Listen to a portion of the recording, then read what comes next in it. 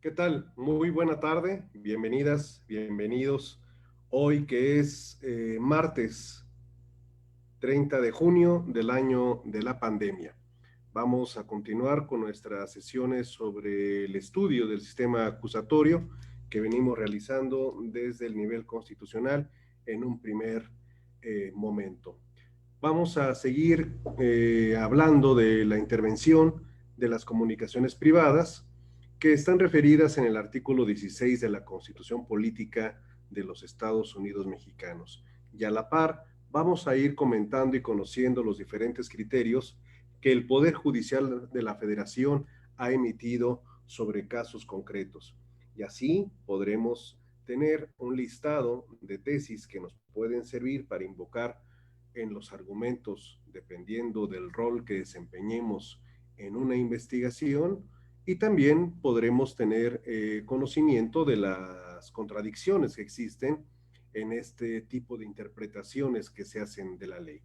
Bien, uno de los casos que generó también algunos hierros por parte de las agencias de seguridad del Estado mexicano es cuando detenían a una persona, la avidez por obtener información sobre posibles cómplices, ubicaciones, conexiones, red de vínculos, llevaba a los agentes de la autoridad a inmediatamente después de la detención de la persona a obtener de los teléfonos la información que les permitiera generar líneas de investigación en esos instantes, ya sea obteniendo imágenes de los chats, datos de la tarjeta SIM, la lista de contactos, etcétera. Pero esta avidez que hoy debe de quedar desterrada porque de hacerlo así se comete el problema de generar una prueba que será completamente nula derivado de su ilicitud. ¿Por qué razón? Porque el artículo 16 de la Constitución establece que las comunicaciones privadas son inviolables. Y al establecer eso genera un derecho fundamental para usted, para mí, de que nadie puede intervenir ni conocer el contenido de las comunicaciones que tenemos a través de nuestros equipos telefónicos, salvo, como lo comentábamos el día de ayer, que algún integrante de la comunicación decida levantar el secreto de la misma y siempre y cuando se refieran a hechos que puedan constituir eventos de naturaleza delictiva. Bien, vamos a ver entonces cómo interpreta el Poder Judicial de la Federación el caso concreto en el que les expongo cuando una persona ha sido detenida por los elementos de la autoridad. Vayamos en consecuencia a la revisión de la tesis correspondiente. Voy a compartirles pantalla para que la puedan visualizar conjuntamente. Y aquí tenemos la tesis a la que hago referencia. Empecemos con el número, es la 2002741 de registro electrónico, desde luego, 20 02741, y su número de jurisprudencia es la 115 del 2012. De la primera sala es jurisprudencia generada por contradicción de tesis. Derecho a la inviolabilidad de las comunicaciones privadas. Su ámbito se extiende a los datos almacenados en el teléfono móvil asegurado a una persona detenida y sujeta a investigación por la posible comisión de un delito. Ahora bien, ¿qué es lo que refiere el contenido de esta tesis que estamos ahora procediendo a su lectura? En términos del artículo 16 de la Constitución Política de los Estados Unidos Mexicanos, para intervenir una comunicación privada se requiere autorización exclusiva de la Autoridad Judicial Federal, a petición de la autoridad federal que faculte la ley o del titular del Ministerio Público de la entidad federativa correspondiente, por lo que todas las formas existentes de comunicación y las que son fruto de la evolución tecnológica deben protegerse por el derecho fundamental a su inviolabilidad, como sucede con el teléfono móvil, en el que se guarda información clasificada como privada por la primera sala de la Suprema Corte de Justicia de la Nación. De ahí que el ámbito de protección del derecho a la inviolabilidad de las comunicaciones privadas se extiende a los datos almacenados en tal dispositivo. ya sea en forma de texto, audio, imagen o video. Por lo anterior, no existe razón para restringir ese derecho a cualquier persona por la sola circunstancia de haber sido detenida y estar sujeta a investigación por la posible comisión de un delito. De manera que si la autoridad encargada de la investigación al detenerla advierte que trae consigo un teléfono móvil, está facultada para decretar su aseguramiento y solicitar a la autoridad judicial la intervención de las comunicaciones privadas conforme al artículo 16 constitucional. Sin embargo, si realiza esa actividad sin autorización judicial, cualquier prueba que se extraiga o bien la que derive de esta será considerada como ilícita y no tendrá valor jurídico alguno. Aunque lo vamos a ver de manera más detallada cuando estemos en el aspecto procesal, no quiero dejar pasar la oportunidad a virtud de que la tesis habla de un concepto al que vamos a recurrir en bastantes ocasiones con motivo de la etapa inicial de investigación, a la cual, aclaro y reitero, aún no hemos ingresado. Y se trata del aseguramiento. Lo digo porque tenemos que tener presente que existen dos tipos de aseguramiento. El aseguramiento que tiene como finalidad, como etos, tiene el posible decomiso de el objeto que ha sido materia del aseguramiento y de lo cual va a depender la naturaleza por la cual se aseguró, objeto, instrumento, producto del delito. Y existe un segundo tipo de aseguramiento que es para la investigación, para recabar y asegurar indicios que se pueden convertir en evidencias o, mejor dicho, evidencias que se pueden convertir en indicios, y que estos términos de carácter criminalístico lo vamos a abordar en su oportunidad cuando estemos analizando este tipo de circunstancias. Es obvio y evidente que la tesis que acabamos de dar lectura se refiere a la segunda modalidad de aseguramiento, porque es un aseguramiento temporal que tiene como finalidad única y exclusivamente la extracción de información y la intervención pericial para poder obtener de ese teléfono móvil imágenes, video, audio, datos, etcétera, y a partir de ahí generar pues una red de vínculos o lo que la investigación propia requiera.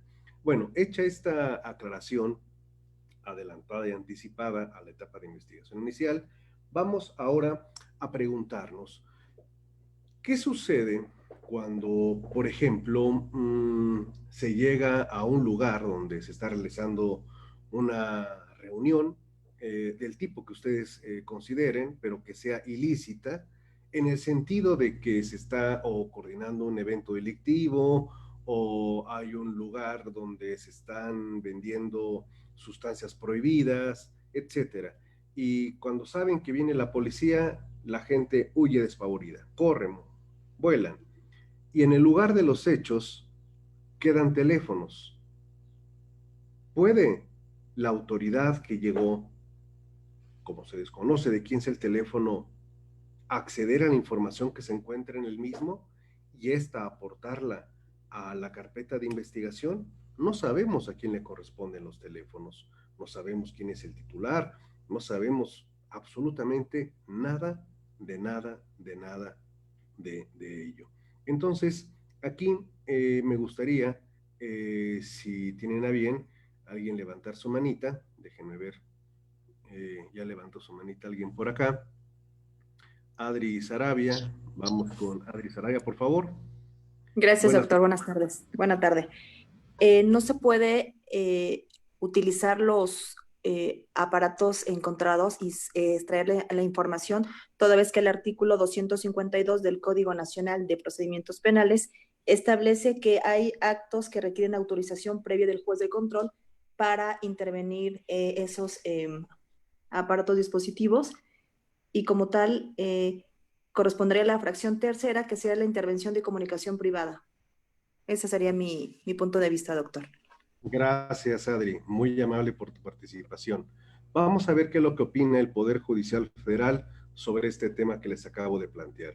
Tenemos una tesis aislada de la primera sala, cuyo rubro es Derecho a la inviolabilidad de las comunicaciones privadas. Su ámbito de protección se extiende a teléfonos o aparatos de comunicación abandonados o respecto de los cuales no se tenga conocimiento de quién es su titular, por lo que para acceder a su información debe solicitarse la autorización de un juzgador federal, tal y como Adri Sarabia nos los hizo saber hace un instante. El registro de la tesis es la 2009820. 2009820, teléfonos abandonados. Y en la parte medular existe lo siguiente. Ahora bien, la violación del derecho referido se consuma en el momento en que se escucha, graba, almacena, lee o registra sin el consentimiento de los interlocutores una comunicación ajena, con independencia de que con posterioridad se difunda el contenido de la conversación interceptada. En estas condiciones, para que sea constitucional, la intervención de cualquier comunicación privada, en términos del referido artículo, deberá existir indefectiblemente control judicial previo por parte de un juzgador integrante del Poder Judicial de la Federación.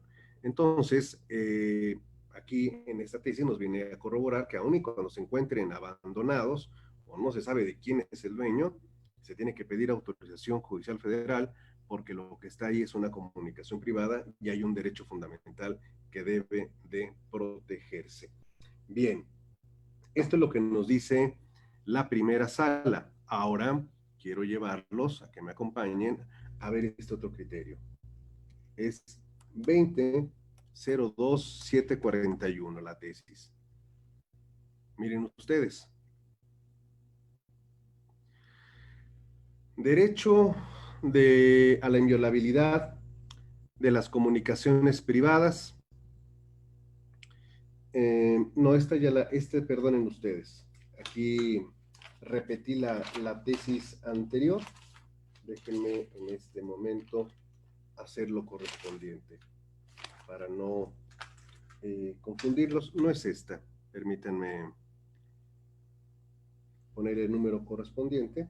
Es la 2003. Estamos hablando de teléfonos abandonados o que se desconoce quién es el propietario. Ahora vamos a esta tesis que es de un tribunal colegiado de circuito, tesis aislada, y vean lo que dice. Derecho a la inviolabilidad de las comunicaciones privadas. Si el Ministerio Público ordena extraer la información contenida en un teléfono celular que fue asegurado por estar abandonado en el lugar probable de la comisión de un delito y sin que exista delito alguno, no viola dicha prerrogativa fundamental. Conforme al artículo 16 de la Constitución de los Estados Unidos mexicanos, todas las formas existentes de comunicación y las que son fruto de la evolución tecnológica deben protegerse por el derecho fundamental a su inviolabilidad.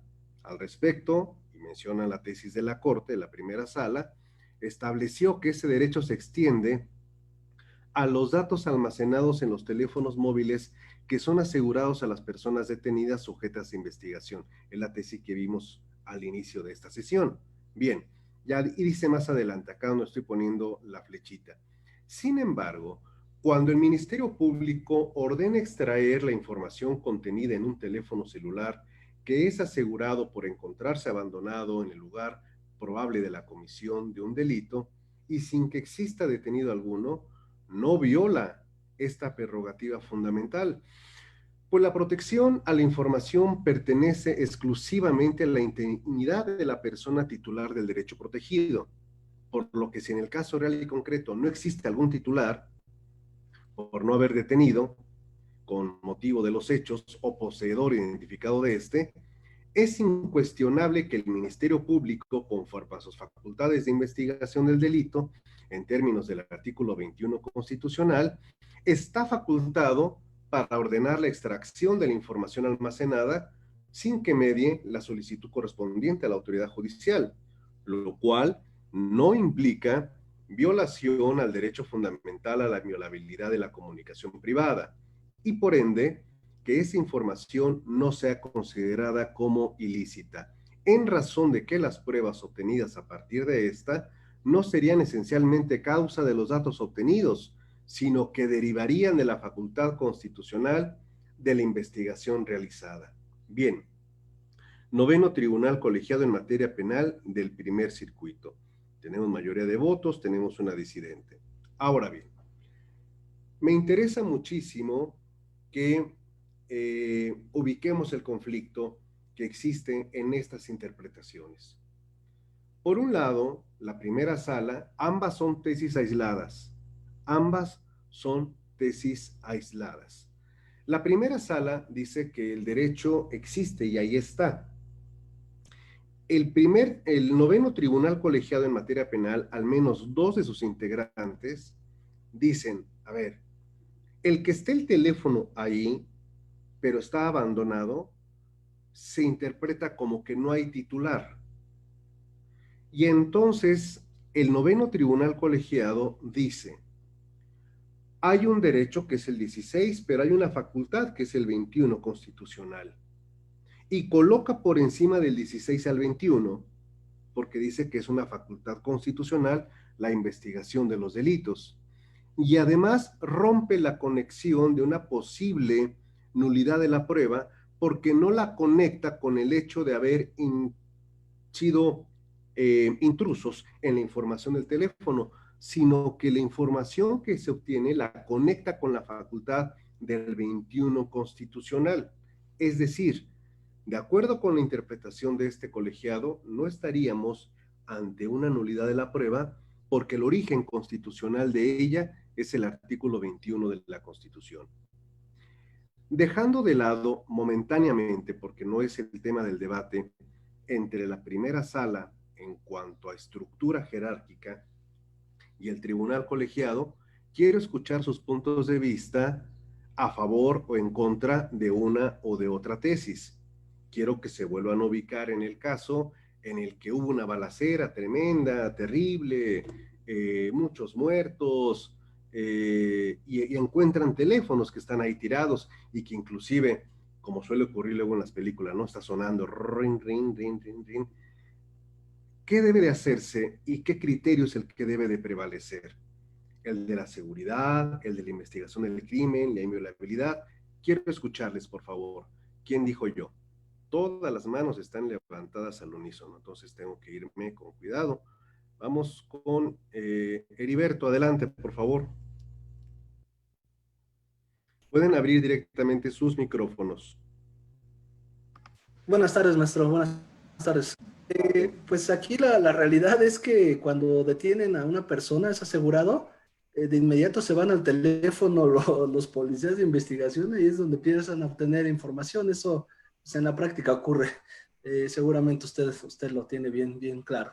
Pero aquí la facultad de investigación yo creo que sí debe prevalecer porque hay procedimientos para iniciar las carpetas, derivado de la obtención de nuevos indicios, nuevos datos que puedan llevar a la comisión de un delito. Entonces sí tendría el Ministerio Público, como dice esta tesis, esa facultad de investigar, siempre y cuando pues, se lleve a cabo a través del inicio de la carpeta correspondiente. Es mi punto de vista, maestro.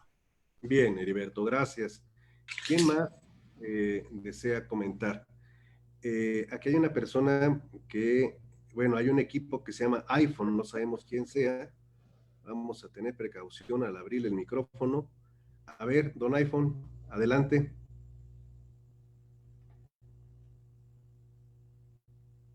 Don iPhone. No, pues no hay nadie, don iPhone. Estoy aquí también, maestro, si me permite. Por favor, adelante. Gracias. Soy, bueno, mi correo, ahí aparece mi correo, soy Roberto Sanabria. Maestro, esta pregunta me permite plantear una inquietud que desde que lo empecé a escuchar en la herética penal y en estas pláticas me ha llevado a una reflexión. No voy a extenderme mucho, pero sí creo que es pertinente hacerlo. Estamos hablando sobre el sistema penal. El sistema penal es es fundamento y base del contrato social en cualquier etapa histórica. Ahora, estamos en una situación compleja en nuestro país. El contrato social está vulnerado de muchas maneras. La sociedad sufre por abusos y por excesos de ambas partes, a veces por negligencia, a veces con todo el conocimiento y la intención de realizar el daño por parte del crimen y incluido en muchas ocasiones por la contaminación de algunos órganos de administración de justicia. Sin entrar en detalles.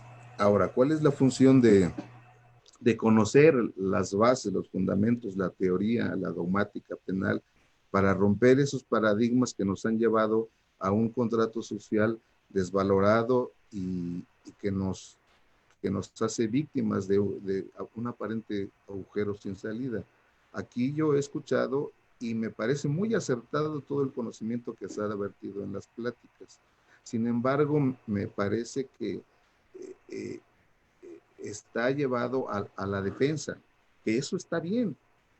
Venimos de un sistema inquisitorio en que tendríamos que demostrar nuestra inocencia y éramos pues víctimas fáciles de los excesos del Estado para atribuirnos la comisión de un delito. Está bien que ahora se ocupen en probar realmente que nosotros somos responsables de la comisión de un delito. Por eso están los derechos fundamentales y por eso se privilegian en todo este contexto. Pero creo que la defensa, los defensores, hemos rebasado el conocimiento de las fiscalías, de los órganos investigadores y de los cuerpos policíacos en sus facultades de investigación y conocimiento para reunir datos de prueba. Por eso usted acertadamente lo ha mencionado más de una vez. Cometen errores y le echan la culpa al Poder Judicial. Pero pues nosotros debemos estar conscientes que si estás fallando, aprende a hacerlo bien. Respeta los protocolos, atiende lo que se te ordena. A todo esto voy porque causa una frustración social enorme en que algunos cuerpos policíacos aprendan a presuntos delincuentes, que bueno, también entra por otra parte la cuestión social pública, que ya hemos asumido que son culpables, pero también es cierto que los que estamos un poco más adentro de esto, sabemos por muchas fuentes que en efecto tienen responsabilidad, aunque sea tangencial, en la comisión de muchos delitos, cosa distinta a que se les hayan probado. Pero eso lo podemos saber. Vamos a cualquier ciudad de nuestro país, encontramos a cualquier taxista y él nos va a decir en qué colonia, en dónde está, dónde se mueve, todo lo que se mueve. Todos lo sabemos. El punto está, ¿cómo comprobamos, cómo hacemos que todos estos delincuentes lleguen a ser presentados ante la autoridad jurisdiccional para, en el supuesto, pues aplicarles una pena? Termino.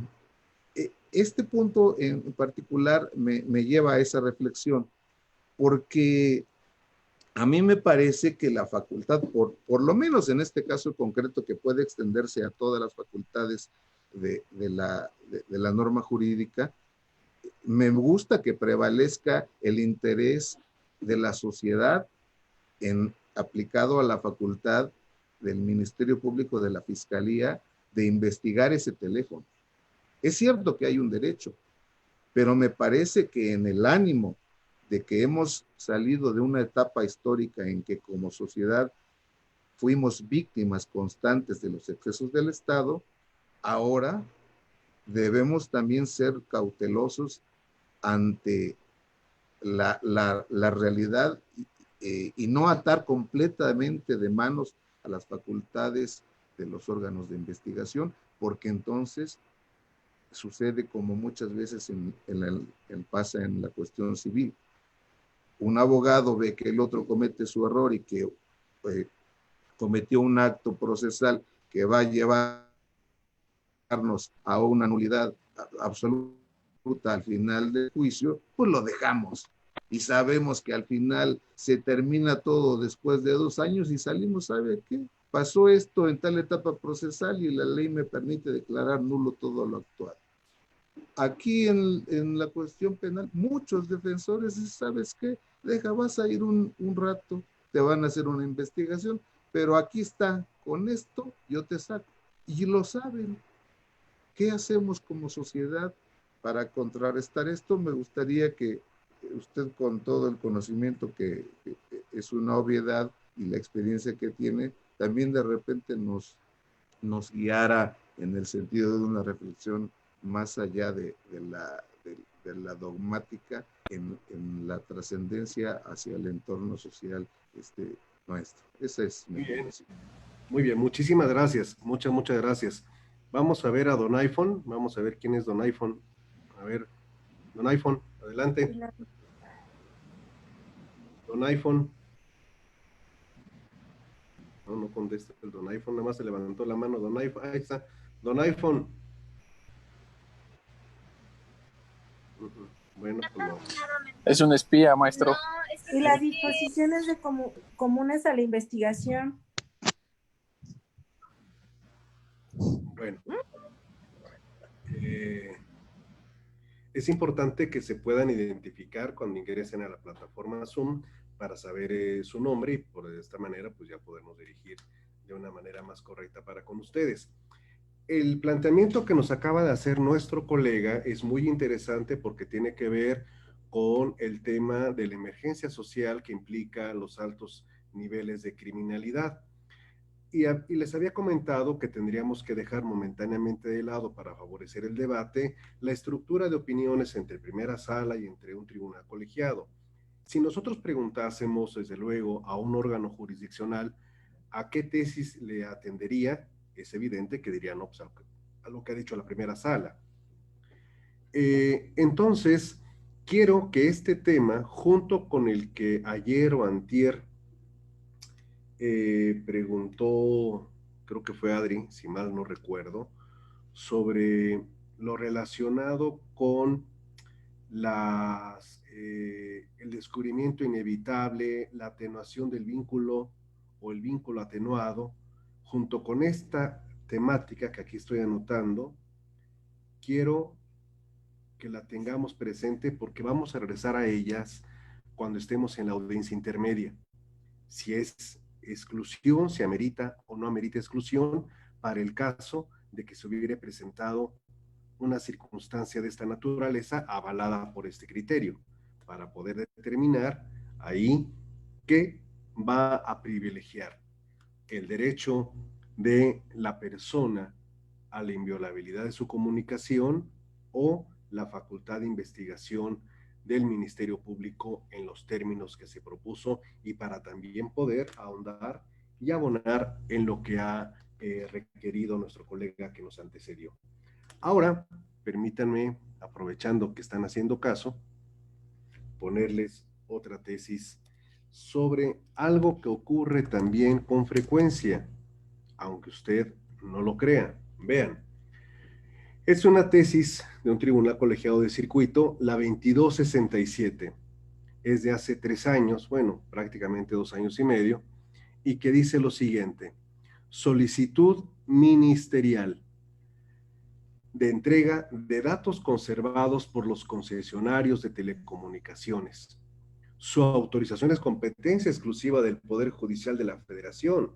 Y en el caso concreto, el MP andaba tan emocionado que solicitó de manera directa la información a la comisión correspondiente a la Comisión Federal de Telecomunicaciones. Le dijo: a ver, tu Comisión Federal, yo soy Juan Camaney y mándame toda esta información de este teléfono y todo, y quiero saber el propietario, dirección, llamadas entrantes, salientes, datos, todo. Y la comisión se los dio y a partir de ahí armó la investigación. Y solo hasta que llegó a estos niveles, vean lo que dice: en consecuencia, de acuerdo con el principio de interpretación de ley conforme a la Constitución Federal, cuando el numeral 303 invocado establece que la entrega de este tipo de datos podrá solicitarse al juez de control del fuero correspondiente, debe entenderse en el sentido de la autorización de la entrega de datos ubicada dentro del ámbito de competencia exclusiva de la autoridad judicial federal, a la cual la Constitución le reconoce la facultad de autorizar medidas que afecten el derecho humano mencionado. Entonces, imagínense todo lo que se viene abajo en una carpeta de investigación que se hubiese sustentado con todo lo que el Ministerio Público habría obtenido de esta información. Terrible, porque entonces es cuando se abren los espacios a la impunidad. Y ahora, una última tesis sobre el tema que estamos abordando con relación a la intervención de las comunicaciones privadas. Esta es una tesis muy reciente que generó cierta expectación, pero aquí lo que les voy a siempre a sugerir es lo siguiente. Aparte de que tenemos que estar checando y revisando constantemente el semanario judicial de la Federación, cuando acaben las vacaciones de ellos, desde luego, y empiecen a trabajar y empiecen a publicar los criterios que se encuentran pendientes, hay que acudir siempre a la ejecutoria de la que deriva la tesis para evitar tener una interpretación limitada o quizá diferente a la que se está tratando de transmitir en la tesis. En ocasiones, la reducción de la esencia de la ejecutoria no se logra concretar en la publicación de las mismas. Y aquí, aunque no era el caso de que no se entendiera, sí tuvimos la problemática de que generó preocupación. La tesis es del mes de enero de este año, la tesis número 2021481. El rubro dice: inviolabilidad de las comunicaciones privadas. Dentro de estas no se ubican las realizadas a través de teléfonos públicos, por lo que la información obtenida de estos con motivo de la investigación de un delito no es violatoria de ese derecho humano. Entonces, hubo quienes dijeron: hoy están colgando los teléfonos públicos, terrible, es una invasión a la privacidad, están permitiendo que el Estado se expanda. No, no tenía nada que ver con eso, nada que ver. Eh, aquí la tesis no habla del caso, cómo se motivó, pero me interesa compartir con ustedes algunas partes que tiene que ver con esto. Miren, aquí dice, ya casi en la parte de la mitad: asimismo, es posible establecer que los elementos que se requieren para estimar vulnerado el derecho a las comunicaciones privadas son la intención del tercero ajeno. El sujeto debe intervenir conscientemente en el proceso comunicativo. Esto quiere decir que la intervención de la comunicación no podrá ser derivado de un mero accidente o casualidad. Y dos, un medio de transmisión del mensaje distinto de la palabra o gesto percibido directamente entre dos individuos, que incorpora cualquier forma existente de comunicación y aquella que sea fruto de la evolución tecnológica. Así, acorde con esa doctrina jurisprudencial, cuando la comunicación intervenida emana de un teléfono público, ello escapa de la protección de las comunicaciones privadas, pues en esas particulares condiciones, la comunicación se entabla a través de un medio al cual tiene acceso cualquier persona, ya que lo público implica que es conocido o sabido por todos, por tener libre acceso a él, al estar destinado al uso de cualquier persona. De ahí que al no ubicarse dentro de las comunicaciones privadas, las realizadas a través de teléfonos públicos, la información obtenida de estos con motivo de la investigación de un delito no es violatoria del derecho humano que protege su inviolabilidad.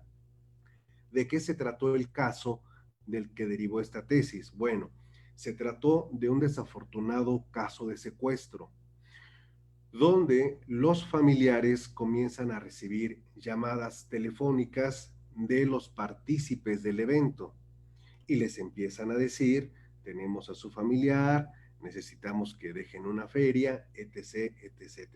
Bueno, como afortunadamente las víctimas dieron parte a las autoridades inmediatamente acudieron al domicilio donde se recibían las llamadas.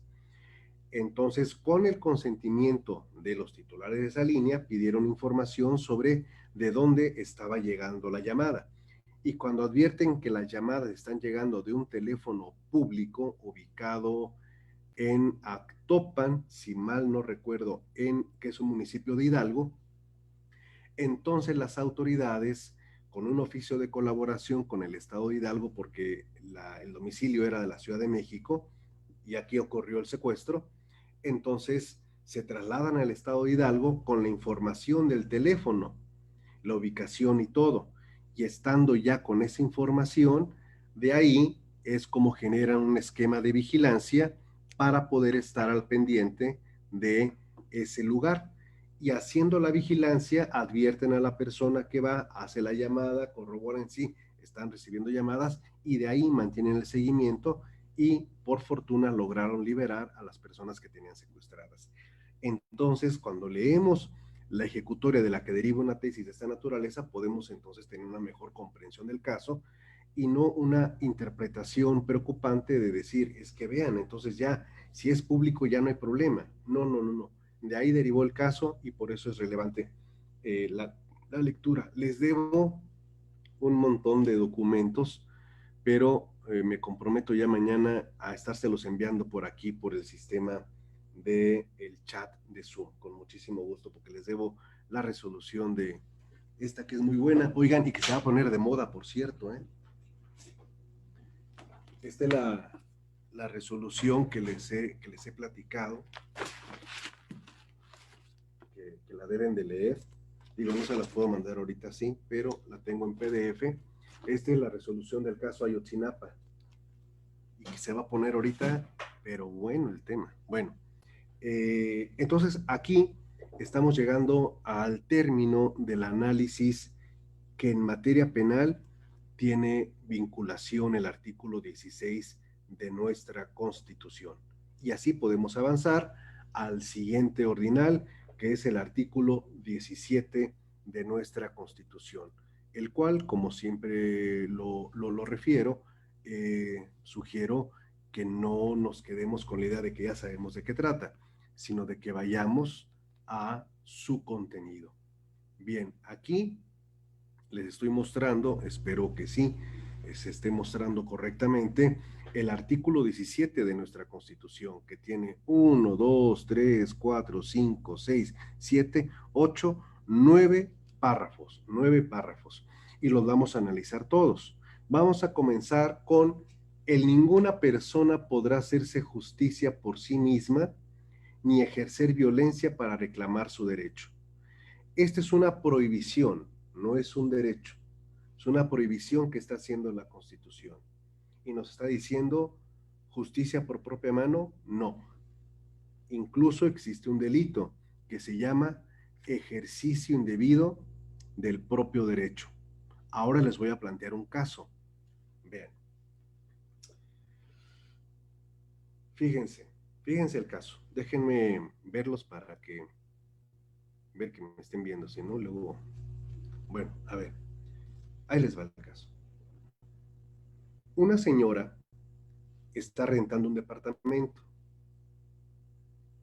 Hay un contrato de arrendamiento. Entonces la persona, bueno, el que hace el contrato, el inquilino, pues va a pues ahí está, ¿no? En su depa, está feliz y toda la cosa, y la.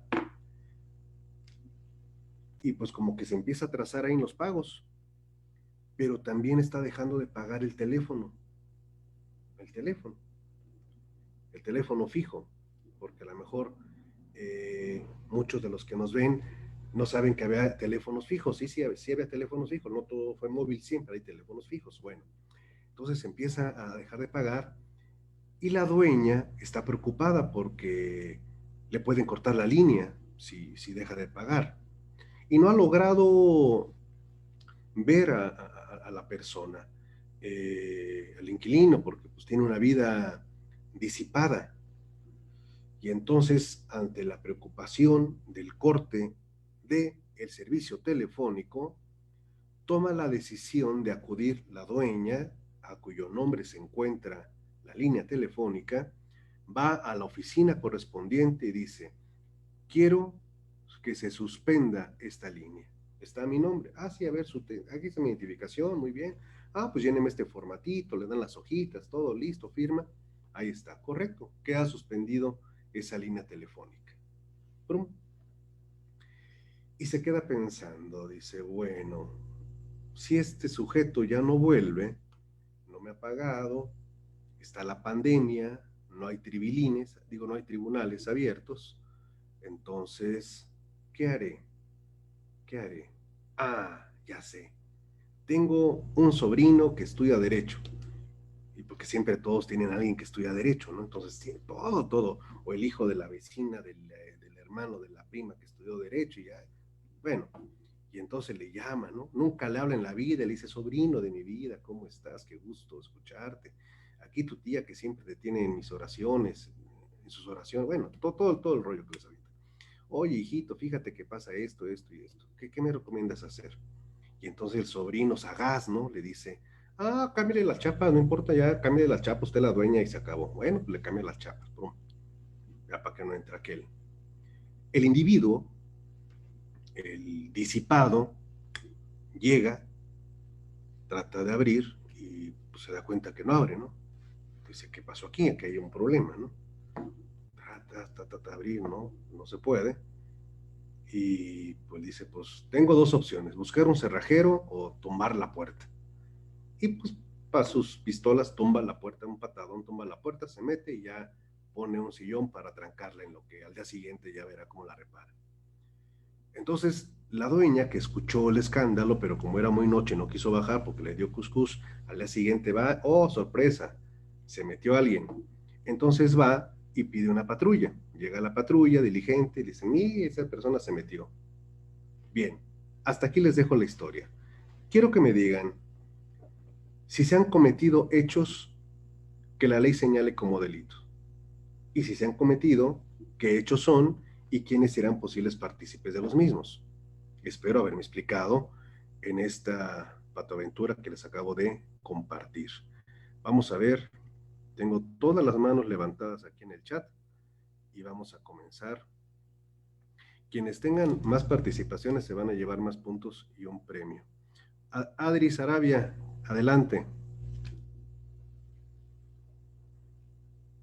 Bueno, gracias, doctor. Efectivamente, independientemente de que la señora, que es propietaria del inmueble, ella no tenía la posesión de dicho inmueble que estaba rentando. Entonces, al haber entrado de forma fortuita a dicho inmueble, está cometiendo tal ilícito aunado al hecho de que es un daño a la propiedad por haber dañado la puerta al haber entrado violentamente. Ese sería mi punto de vista, doctor. El inquilino. Sí, claro. Entonces, ¿el inquilino qué hechos había cometido? No, la persona que le ayudó, la persona que entró de manera violenta al inmueble. Fue el Bueno, inquilino, sí, fue el inquilino, el de la villa disipada, el que no había ok, pagado el exactamente. arrendatario. Sería daño a la propiedad, porque yo lo que entendí es que una persona ajena había entrado a dicho inmueble por parte No, de es la... el disipado, es el hombre disipado que no había Ok, pagado el sería teléfono. daño a la propiedad entonces. Bien, muy bien. Muchísimas gracias, Adri. Vamos con Blanca Gallegos. Adelante, por favor. Sí, gracias. No es Blanca, soy Juan Carlos Galván, nada más que ocuparon. Lo que Pero pasa, ayer ocupó Zoom mi esposa y agarró mi computadora, ya sabes, se quedó registrado, pero ya no quise hacer los ahí cambios. se van dejando los rastros criminales. Sí, sí, exactamente, es Es lo parte, bueno. pero no puede tener acceso porque lo excluyente de prueba. Pues aquí lo que se configura es el despojo de inmueble. Si recuerdo, el tipo penal decía que se configura aún y cuando el mero dueño ejerza ese derecho de propiedad, pero está limitado al derecho del contrato de arrendamiento. Entonces, no puede hacerse justicia puesto que hay un acto jurídico que le limita a poder hacer ejercicio pleno de su derecho de propiedad, que es poder disponer del inmueble. Entonces, en ese sentido, de entrada, pues es un despojo de inmueble, independientemente de otros delitos que por ahí también se puedan configurar como falsedad en declaraciones, porque bueno, pues a final de cuentas está diciendo que alguien se le metió cuando es el propio arrendatario el que está utilizando el inmueble y cuestiones por el estilo, ¿no? Los daños en propiedad ajena, bueno, pues yo creo que son secundarios, pero también están justificados, ¿no? De alguna manera, porque está queriendo entrar a la posesión y ejercer el derecho de posesión que tiene, ¿no? Sería todo. Muy bien, gracias Juan Carlos, gracias. Bueno, pues sí, efectivamente, decirles que la Constitución nos indica nada de justicia por propia mano, absolutamente no. Y en el caso concreto, la mitad de la historia ocurrió hace varios años. Una señora rentó su departamento, el inquilino dejó de pagar el teléfono y ella, ante la preocupación, fue y pidió la suspensión. Bueno, por ese hecho de haber ido a pedir la suspensión de la línea telefónica, se le inició en el sistema inquisitorial una averiguación previa por despojo en la modalidad del que haga uso de un derecho real que no le corresponda, puesto que en el contrato de arrendamiento se incluía el de las líneas telefónicas y por ese hecho tuvo que enfrentar un proceso penal y la mujer pues era una mujer sumamente respetable, sumamente honorable y además catedrática, estudiada y todo lo demás, con lo que implica el drama, el trauma de tener que llegar a un proceso penal por una cuestión de esa naturaleza. Bueno, y por la otra, lo que les estoy refiriendo, ya adicionando a la historia, lo del cambio de chapas, como bien lo está comentando nuestro compañero, pues obviamente que también habría un segundo hecho que la ley señala como delito, que es también el de despojo, porque no le puede cambiar las chapas, gracias al consejo del hábil sobrino, que nunca faltan, que por ahí aparecen. Entonces, ahí existen ese tipo de conductas delictivas. Por eso, la Constitución nos dice nada de justicia por propia mano. Bueno, entonces, si no puedo hacerme justicia por propia mano, ¿qué es lo que va a suceder? Dice la Constitución, toda persona tiene derecho a que se le administre justicia por tribunales que estarán expeditos para impartirla en los plazos y términos que fijen las leyes, emitiendo sus resoluciones de manera pronta, completa e imparcial. Bueno, pues habrá que decirlo, porque se tiene que decir que esto es algo así como cuasi aspiracional. ¿Por qué? Miren, vamos a compartir la pantalla para que no tengamos falla en el comentario. Dice el constituyente, nos habla que tenemos un derecho y ese derecho es el acceso a la justicia. Entonces tienen que haber tribunales expeditos. ¿Alguien tiene a la mano por ahí, entre ustedes, el diccionario de la Real Academia de la Lengua Española que nos pudieran ayudar, como lo han venido haciendo, a entender qué significa expedito? ¿Quién dijo yo? ¿No estará por ahí Eloísa, que siempre nos ayuda con estas tareas gramaticales? Hoy no vino a clase. No vino. Entonces tengo que hacer la tarea yo. Vamos Expedito. Adelante, adelante. Desembarazado, libre de todo estorbo. Pronto a obrar. O en otra entrada que contiene la forma de expedito y expeditar. Expeditar. Dice. Bien. Acelerar la solución de un asunto. Bien. Y desembarazado, libre de todo estorbo. Entonces los tribunales tienen que estar libre de todo estorbo. Bueno, mientras a los abogados postulantes no nos consideren estorbo, estará bien. Pero a lo que va es que los tribunales van a estar dispuestos, prestos para ello. ¿No creen ustedes que se nos está violando el derecho de acceso a la justicia actualmente? Porque lo comentaba ayer, creo, con ustedes, sí, si mal no recuerdo. No. Lo comenté en una entrevista, perdón. Porque aquí lo voy a rebotar con ustedes, obviamente. La pregunta sería, ¿hay una suspensión de garantías actualmente en nuestro país? La declaración de emergencia sanitaria, que por cierto culminó el 30 de abril, porque así está en el Diario Oficial de la Federación, ¿eh? O sea, tiene una vigencia, o sea, ya, ahorita no estamos en estado de emergencia oficialmente hablando, si revisamos el Diario Oficial de la Federación. Número 2, si no hay una suspensión de garantías, ¿por qué se nos está negando el acceso a la justicia? Dirán, es que los tribunales tomaron la decisión. Bueno, el tribunal puede tomar una decisión, el tribunal que quiera, pero no puede violar un derecho de acceso a la justicia, porque entonces el tribunal se está saliendo de lo que dice el artículo 17. ¿Y cómo se está saliendo? Ojo, se está saliendo a través de una circular o de un acuerdo interno, ¿cierto o no? Acuerdos que dictan los consejos de la judicatura y dicen, tu tribunal ahorita no vas a funcionar. Ok, eso es internamente. ¿Y lo que dice la Constitución entonces qué? ¿Dónde queda el acceso a la justicia? ¿No estarán incurriendo la mayoría de todos los tribunales del país en violaciones a este derecho? ¿Y no estarán incluso arañando con estos acuerdos el espacio de hechos que la ley señala como delito?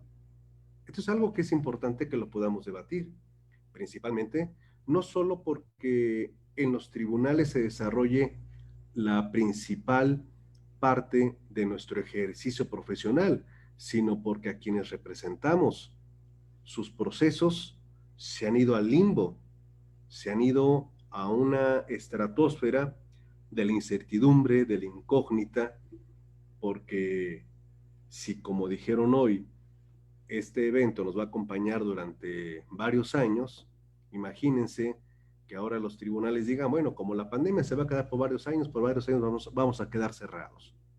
Bueno, entonces déjenme volver aquí a los elementos de lo que dice la Constitución.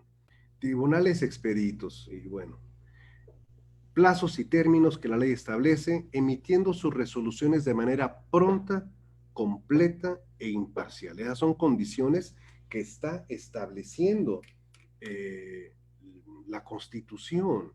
La Constitución, no un acuerdo de un consejo. Entonces es aquí donde tenemos pues este tema que todavía podemos seguir ampliando en cuanto a la problemática que conlleva.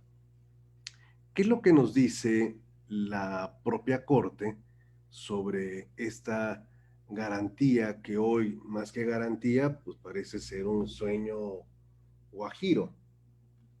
Vamos primero a una tesis jurisprudencial rápidamente, antes de que suene la chicharra, y vemos lo que dice. Caray, espérenme tantito. 17, 27, 59. Hijo, bueno, nos salieron varias. Aquí está. Miren, esta tesis, que es la 42 del 2007, es una tesis de jurisprudencia vigente. Garantía a la tutela jurisdiccional prevista en el artículo 17 de la Constitución Política de los Estados Unidos Mexicanos. ¿Se acuerdan lo que les pedí de que me ayudaran con la Real Academia de la Lengua Española? Bien, vamos a esta segunda parte, aquí. Ahora bien, si se atiende a que la prevención de que los órganos jurisdiccionales estén expeditos, desembarazados, libres de todo estorbo, para impartir justicia en los plazos y términos que fijen las leyes, significa que el poder público, en cualquiera de sus manifestaciones, ejecutivo, legislativo o judicial, no puede supeditar el acceso a los tribunales a condición alguna. Por establecer cualquiera, esta constituiría un obstáculo entre los gobernados y los tribunales, por lo que es indudable que el derecho a la tutela judicial puede conculcarse por normas que impongan requisitos impeditivos u obstaculizadores del acceso a la jurisdicción, si tales trabas resultan innecesarias, excesivas y carentes de razonabilidad o proporcionalidad respecto a los fines que lícitamente puede perseguir el legislador. ¿Ok? Hago una pregunta. Maestro. ¿Los bancos están abiertos? Sí, por supuesto que los bancos están abiertos. Y hay una gran cantidad de espacios que están abiertos y que están laborando.